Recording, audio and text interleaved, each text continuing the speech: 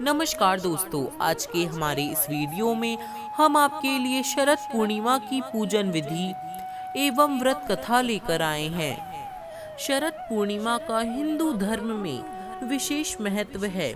इस दिन अमृतमयी चंद्रमा अपनी किरणों में स्वास्थ्य का वरदान लेकर आता है। इस बार शरद पूर्णिमा 19 अक्टूबर के दिन पड़ रही है। शरद पूर्णिमा का दिन सभी पूर्णिमा से बहुत अहम होता है। कहते हैं कि इसी दिन शरद ऋतु आरंभ होती है। बता दे कि अश्विनी मास की पूर्णिमा तिथि के दिन शरद पूर्णिमा मनाई जाती है। इस दिन खुले आसमान के नीचे खीर बनाकर रखी जाती है। कहते हैं कि इस दिन आसमान से अमृत वर्षा होती है। शरद पूर्णिमा को कोजागरी पूर्णिमा के नाम से भी जाना जाता है।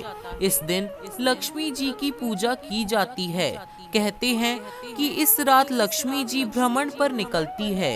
इस रात चंद्रमा पृथ्वी के सबसे करीब होता है। इस दिन लक्ष्मी जी की पूजा का विशेष महत्व है।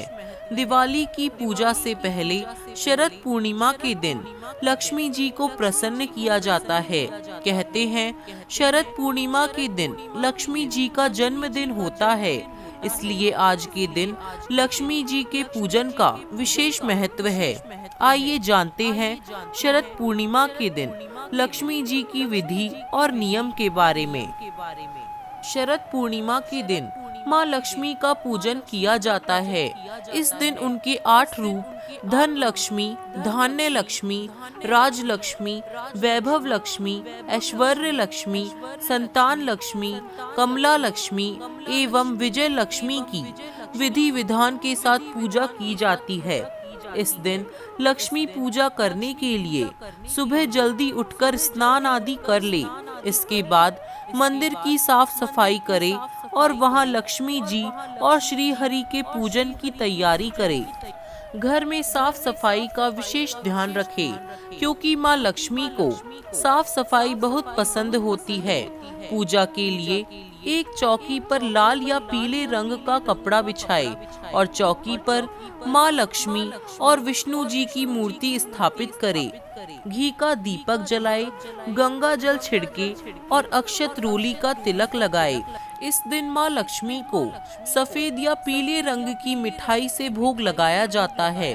शरद पूर्णिमा के दिन गाय के दूध से बनी चावल की खीर को छोटे बर्तनों में भरकर चांद की रोशनी में रख दे।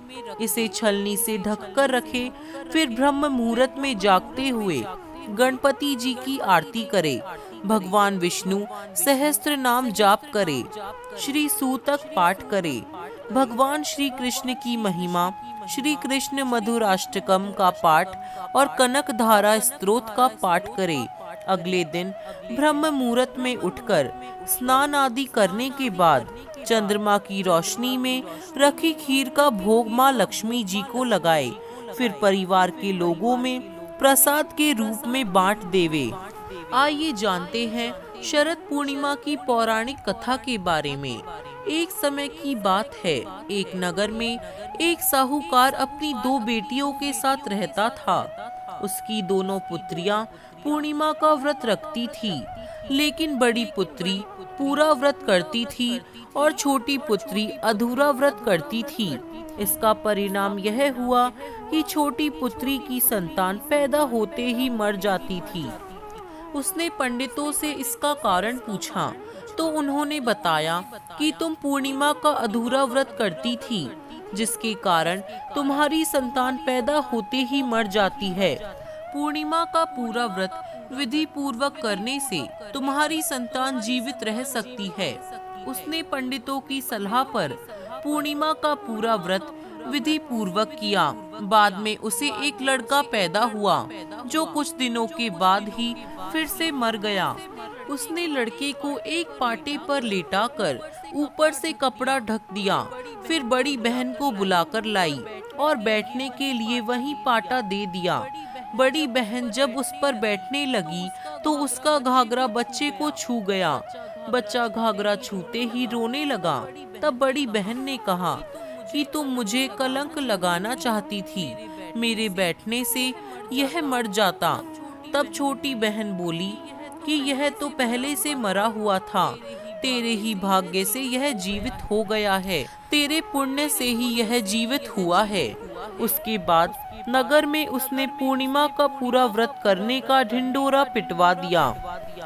इसके बाद सभी लोग पूर्णिमा का व्रत करते हुए सुख पूर्वक रहने लगे। तो दोस्तों, अगर आपको हमारी यह कहानी पसंद आई हो तो हमारे चैनल को सब्सक्राइब जरूर करें।